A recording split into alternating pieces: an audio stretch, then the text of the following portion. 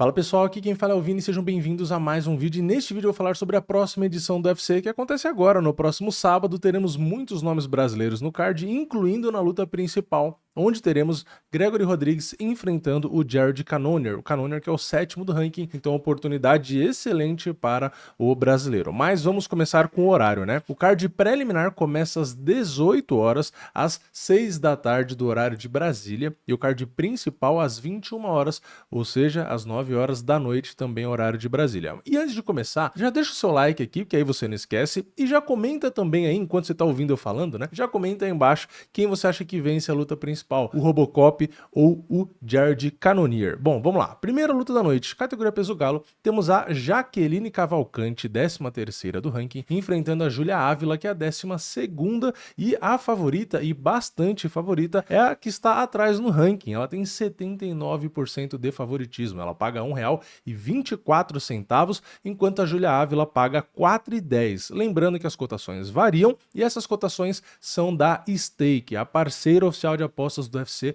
aqui no Brasil, totalmente legalizada para os padrões brasileiros. Se você não tem sua conta, é só você usar o link que está aqui embaixo do vídeo no comentário fixado e abrir a sua conta. Bom, vamos lá. Segunda luta, peso pesado, Don'Tale Mayes, 14º do ranking, enfrenta o Walter Walker, o famoso irmão do Johnny Walker, e o Walter Walker é bem favorito, 65%, paga R$1,52, e o Don'Tale Mayes paga R$2,55. Aqui eu acho que é uma luta razoavelmente previsível, tá? Eu acho que o Walter Walker deve sim vencer, o Don'Tale Mayes não tem nada demais, e é uma luta legal pro Walter porque é um cara ranqueado, então ele pode acabar, se vencer e vencer bem, aí realmente já entrar no ranking, e ele tem um jogo mais de grappling, né? É um cara que, pelo que eu vi ele falando, né, tá entrando mais no shape aí e tal, então se ele conseguir realmente unir, que é o que eu sempre falo, né, as características físicas dele, né, força, gás, enfim, ter os requisitos pro jogo dele, o jogo dele é muito eficiente, ainda mais nos pesos pesados, tá? Não tem muitos caras aí que têm condições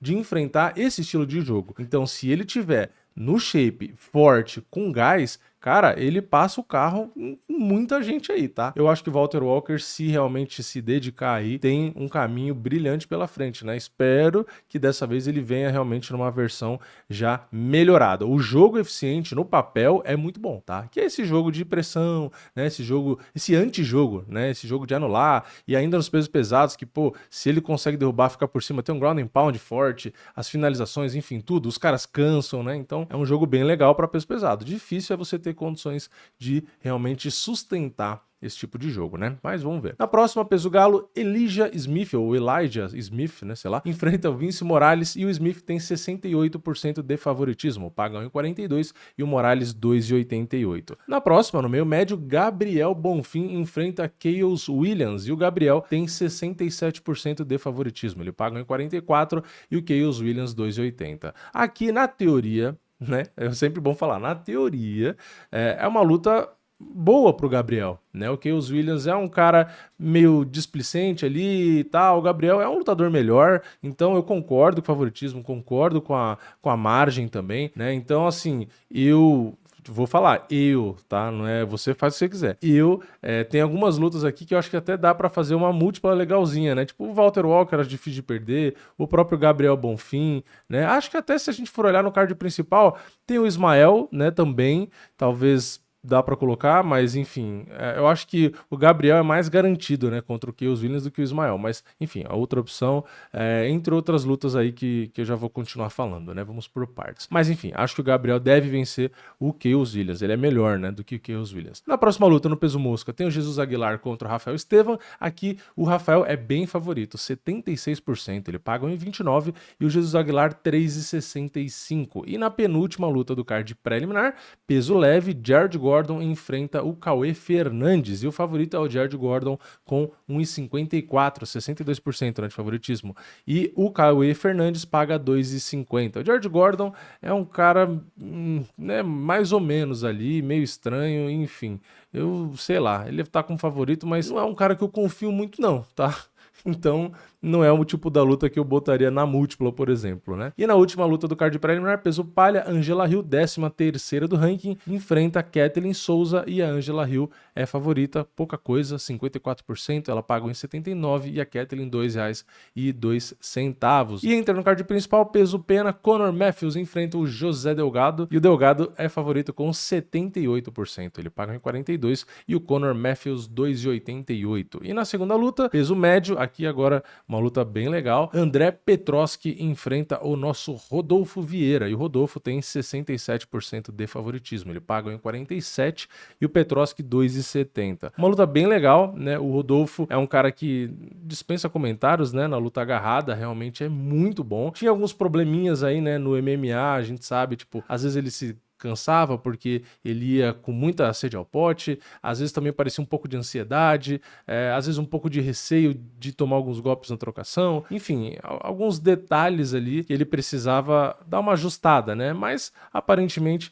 ele vem melhorando, né? E ele vai enfrentar o Petroski, que é um cara que assim não tem muito volume de golpe, né? Ele realmente na trocação bate pouco, ele tem menos volume de golpe até do que o próprio Rodolfo. A precisão do Rodolfo é maior, né? E o Rodolfo não é um trocador, né? Então assim, o Petroski é um cara que geralmente usa a luta agarrada, né? Então ele tenta um pouco de queda ali, ele tem uma queda quase igual a do Rodolfo, o Rodolfo ainda derruba um pouco mais, só que o Petroski é mais eficiente derrubando, tá? Estatisticamente, ele derruba mais da metade das vezes que ele tenta. Ele tem 56% de aproveitamento nas quedas, enquanto o Rodolfo só 30%. Só que a gente tem uma diferença. O Rodolfo tem 100% de defesa de quedas, até porque quem vai querer ficar derrubando ele, né? E o Petroski tem 80%. E a média de finalizações dos dois é um empate técnico, né? 1,6 para o Rodolfo, 1,7 para o Petroski. Os dois vêm de 2 derrotas, de 2 vitórias, e nas últimas 3 lutas os dois perderam uma vez. Enfim, eu concordo, acho o Rodolfo favorito, porque é aquilo, né? Teoricamente, onde o Petroski é bom é na maior qualidade do Rodolfo. Então, é MMA, ok, né? Ali no chão pode rolar ground and pound, pode ter um pouco de trocação ali e tal, enfim, tem a questão do gás, mas é muito difícil, eu não consegui enxergar o Petroski, sinceramente, vencendo o Rodolfo, não, né? Mas, luta é luta, mas eu tô confiante aí, né? Eu concordo com as bolsas, acho que 67% aí tá bom, né? Então, é isso. Petroski vai de arrasta pra cima aí. E na próxima luta, peso leve, Ismael Bonfim contra Nazim Sadikov, a luta que eu comentei brevemente agora há pouco. Ismael Bonfim favorito, 62%, paga 1,57 e o Nazim Sadikov 2,40. Aqui também é uma luta legal, tá? Eu acho o Ismael Bonfim também um excelente lutador. Eu acho que ele é favorito, tá? Eu concordo com as bolsas, mas o Nazim Sadikov é um cara razoavelmente chato também. O Sadikov tem um bom volume de golpes, né? Tem uma precisão ali ok, uma defesa ali ok também, né? O Ismael Bonfim, estatisticamente, é melhor, né? Tanto no volume quanto na absorção, né? Ele apanha menos. A defesa também dele é muito boa, né? 70%, é muito alta a defesa de golpes dele. Só que ali, no jogo mais de grappling, né? O Sadikov tem mais quedas, mais precisão nas quedas e mais tentativas de finalização. Então, o Sadikov é um cara ali razoavelmente complicado, é um pouco mais alto, tem menos envergadura, né? Mas é um pouco mais alto. A idade é parecida. Então, assim, é uma luta que, nas estatísticas, a gente tem o Ismael Bonfim melhor na trocação e o Sadikov ali um pouco melhor no grappling, tá? Mas eu acho que o Ismael deve vencer sim, estou com as bolsas aqui também. A maioria das lutas eu tô concordando com as bolsas, tá? Nesse card aqui. Não todas, mas acho que a maioria. Depois do Ismael Bonfim, então, a gente tem no peso médio o Dylan Budka enfrentando o Edmen Shahbazyan. E o Shahbazyan é bem favorito, tem 74% de favoritismo, paga 1,34 lá na stake e o Dylan Budka 3,25. Aqui é uma luta que quando é o Edmen Shahbazyan, eu fico um pouco pé atrás, né? Porque o Shahbazyan é um cara que não me convenceu até hoje, né? É um cara que muita gente, principalmente o UFC, né? Sempre falou bem e tal, não sei o quê, mas é um cara que é meio complicado, né? Das últimas 5 lutas ele perdeu 3, e ele sempre começa bem, impressiona, né? Parece um cara técnico ali, rápido, tal, um cara diferente, né? Um cara que chama atenção, só que no meio das lutas geralmente começa ou cansa, ou começa a fazer merda, né? E acaba aí perdendo. Então, é um cara que tá 13,5, né? E então a gente até hoje tá nessa dúvida, se o cara é bom ou não é, né? Pra mim é um enigma. Até hoje eu não sei se o Shahbazyan é bom ou se é ruim. Tem hora que eu acho que ele é bom, aí depois eu vejo ele lutando, eu falo, não, mas ele é ruim. Depois eu vejo na outra luta, eu falo, não, mas até que ele é bom. E na outra luta eu vejo, não, mas calma aí, mas ele é ruim. Então Até hoje eu não sei, mas ele vai pegar o Dylan Budka, que também não é um cara muito bom, né? Porque se a gente for pegar as 3 performances que ele teve no UFC, ele só ganhou a primeira, né? Que foi por decisão unânime no Contender Series, né? Considerando, né, o UFC o Contender Series, mas venceu o Contender Series. Quando ele estreou, no UFC, que a gente pega em abril do ano passado, pegou o Sazin Almeida, foi nocauteado no segundo round. E depois, na luta seguinte, pegou o Petroski e perdeu na decisão unânime. Ou seja, ele só venceu no Contender Series, né? No UFC ele ainda não ganhou. Então, a fase não é muito boa. Na teoria, é uma luta para o Shabazz vencer. Por isso que ele tem 74% de favoritismo. Mas, foi o que eu falei. Eu concordo com o favoritismo? Concordo. Agora, 74% eu acho que é ter muita fé num cara tão inconsistente, tá? Então eu vou de Shabazz, mas sei lá.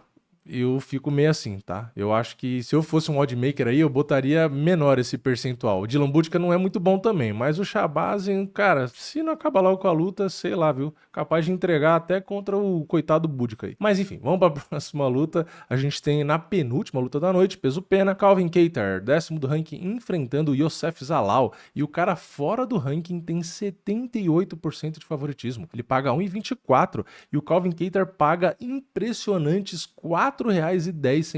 Cara, isso aqui realmente me chamou muito, muito a atenção, tá? Vamos lá, mais uma vez. Eu concordo com o favoritismo do Youssef Zalal. Como eu falei, poucas lutas aqui eu não concordei com o favoritismo, mas a proporção para mim está absurdamente errada. Tá? Na minha opinião, pode ser que na hora da luta lá o Calvin Kattar realmente toma uma surra, né? Mas eu aqui acho que o Youssef Zalal, ok, é favorito. Mas se a gente for olhar ali os dois, o Calvin Kattar, cara, ele só pega pedreira, né? Então assim, meio que parece aquela luta onde a gente tem dois caras que veem na hora de fazer as odds ali, né, ou dar palpite e tal. Eles veem o cartel dos dois e olha ali, vitória, derrota, né, nocauteia e tal, não sei o quê, mas meio que não leva em consideração o peso dos adversários. Então assim, você vai olhar ali o cartel do Calvin Kattar, o que que acontece na minha opinião, tá? Olha o cartel dele e vê ali, das últimas 5 lutas, o Calvin Kattar perdeu 4 lutas, né? Ele perdeu do Holloway, perdeu ali do Josh Emmett, do Arnold Allen e do Sterling. Só que olha os nomes que eu acabei de falar. Então, beleza, ele realmente perdeu 4 das últimas 5. Só que ele perdeu do Holloway numa luta da noite. Aí, ele ganha do Giga Chikadze em mais uma luta da noite. Ele luta com o Josh Emmett, perde na decisão e de novo é a luta da noite. Ou seja, de 3 lutas, ele conseguiu bônus de luta da noite nas 3, tá? Ele conseguiu luta da noite em 3 lutas seguidas. É algo absurdo. Aí, ele pega o Arnold Allen, que também é difícil, aí ele acabou sendo nocauteado. E pegou o Sterling, que também é muito bom, e ele acabou perdendo na decisão unânime. Então, assim, eu não acho que dá pra pesar muito 4 derrotas das últimas 5, né? Claro, se ele tivesse bem, ele tava ganhando, né? Mas foi o que eu falei, foi Sterling, Arnold Allen, Josh Emmett e Max Holloway. Aí se a gente vai pro adversário dele, que é o Youssef Zalal, beleza, ele veio numa fase melhor. Das últimas 5, ele perdeu uma, empatou uma e ganhou as outras 3, né? As últimas 3 lutas ele ganhou. Só que ele enfrentou o Jack Shore, o Jarno Aarons, o Billy Quarantillo nessas 3 vitórias, né? Ele empatou com o Damon Blackshear e perdeu do Sean Woodson. Então assim, ok, ele já enfrentou o Topuria. Enfrentou lá em 2020, ele perdeu, inclusive, né? Então, tem uma diferença aqui de calibre de adversários. Ainda assim, eu concordo com as bolsas. Acho o Youssef Zalal favorito, mas eu acho ele um leve favorito. Eu acho que estão pesando demais a fase do Calvin Kattar e olhando ele lutando e o perfil dos adversários que ele enfrentou, eu acho que ele tem condições de entregar uma luta muito mais dura do que esse percentual, até, inclusive, podendo vencer a luta, tá? Então, é isso. Já não vou ser redundante aqui, não vou continuar chovendo no molhado. Próxima luta e principal da noite, peso médio, Gregory Rodrigues enfrenta o Jared Cannonier. Cannonier é o 7º do ranking e ainda assim, o Robocop é favorito, 64%. Ele paga 1,52 e o Cannonier 2,55. Aqui nessa luta, pra mim, é mais ou menos como na outra, na luta anterior, né? O Robocop, ele vem numa boa fase, né? Emendou aí 3 vitórias, ganhou do Tchululin, do Tavares, do Duncan, e o Cannonier vem no oposto, né? Ele vem perdendo as lutas recentes. Então, os caras, né, meio que consideram ali a fase, o retrospecto recente. Então, por mais que o Cannonier tenha feito a luta da noite com o Borralho, e o Borralho seja um cara muito bom, e na outra luta ele tenha perdido do Imavov, que também vem muito bem, os caras na hora que olha ali, pô, das últimas 5 ele perdeu 3. Não importa que seja pro Borralho, pro Imavov e pro Adesanya, ele perdeu 3. E aí se a gente vai olhar o Gregory Rodrigues, ele vem de vitórias, mas, vamos lá, né, ele vem de vitória contra o Christian Leroy Duncan, o Brad Tavares e o Denis Tchululin, que foram os nomes que eu falei, e uma luta a mais pra trás ele perdeu do Bruno Ferreira. Então, De novo, se você olha cartel, verdinho e vermelhinho, você vai falar, bom, o Cannonier não tá numa boa fase e o Gregory Rodrigues tá numa boa fase. Então, se a gente pega ali momentos, o esporte é feito de momento, logo, o Robocop é favorito. Só que eu não acho que seja tão simples assim, como eu falei na luta passada, né? Se eu não acho, por exemplo, o Youssef Zalal quase 80% favorito, aqui eu também não acho que o Robocop é tão favorito assim, tá? 64% nem é tanta coisa, mas mesmo assim eu não acho que é tudo isso. Eu sinceramente chuto que o Robocop é no máximo 55% favorito e eu ainda assim fico bem no meio termo, tá? De verdade, tá? Eu acho que o Cannonier é bem mais perigoso do que estão colocando aqui. E o que acontece? O Robocop, ele tem condições, na minha opinião, se tiver com o plano de jogo de usar um pouco do grappling, realmente 65% ou às vezes até mais. Agora, se for ficar só na trocação, eu acho extremamente arriscado. Ele tem muito punch, isso é verdade, ele é bom na trocação, ele pode nocautear o Cannonier, eu não duvido, tá? O Cannonier pode às vezes receber uma sequência ali e não suportar ele ser nocauteado, existe a possibilidade. Só que o Cannonier é um cara que, como eu falei, né, vem pegando adversários de alto nível, vem fazendo lutas de 5 rounds há 2 anos, quase 3 anos aí que o cara, até mais, né, vem fazendo muitas lutas de 5 rounds, então ele tá muito acostumado e a gente não vê o Robocop fazendo lutas de 5 rounds. Então, o que acontece? O Robocop é muito forte, né, bastante massa magra ali, é um cara que se impõe, que gosta de colocar volume, de ser agressivo, de andar pra frente. Então, assim, se não conseguir realmente nocautear às vezes ali o Cannonier e a luta se estender, o Cannonier é um cara experiente, tá? É um cara com muito volume de golpe, é um cara que bate muito forte também, se você bobear na frente dele também você vai se lascar, e ele tá acostumado a fazer lutas com caras que tem um perfil ali, né, do Robocop. Ele ganhou do Vettori, por exemplo, né, que é um cara que tinha ali um jogo de quedas, que poderia tentar fazer alguma coisa, um cara que absorve muito golpe, um cara que botou muito volume de golpe, mas ainda assim o Cannonier conectou 241 golpes, tá? Então, resumindo, eu acho o Robocop levíssimo favorito, menos do que as bolsas, porque se ele realmente se desgastar e não quiser usar o grappling, que eu acho que poderia ser um caminho mais fácil, né, de menor resistência, o Cannonier, na luta durando até o final, o Cannonier pode vencer. Então, é uma luta pra tomar cuidado. Eu vi muita gente empolgada aí e tal, pô, eu também tô empolgado com a luta, lógico, mas eu acho que é uma luta bem perigosa. Não acho uma luta fácil. De novo, Robocop favorito, tá? Mas bem pouco. Eu acho que se o Robocop não nocautear ou não usar o grappling pra finalizar, eu acho que na decisão, acho difícil o Robocop vencer. Acho que na decisão, quem vence é o Cannonier. Mas é isso, né? Essa é a minha opinião. Comenta a opinião de vocês aqui embaixo. Não esquece, se você não deixou o like lá no começo, deixa o like agora. Comenta aí o que você achou do card. Eu espero que um card de nota 7, né? Mais ou menos ali. Muitos nomes brasileiros e tal. Então, eu acho que uma nota 7 deve dar, né? Mas enfim, é isso. Vamos ver. Comenta a sua opinião aqui embaixo. Deixa o like, se inscreve no canal, ativa o sininho e eu vejo vocês na próxima. É nóis, valeu, falou!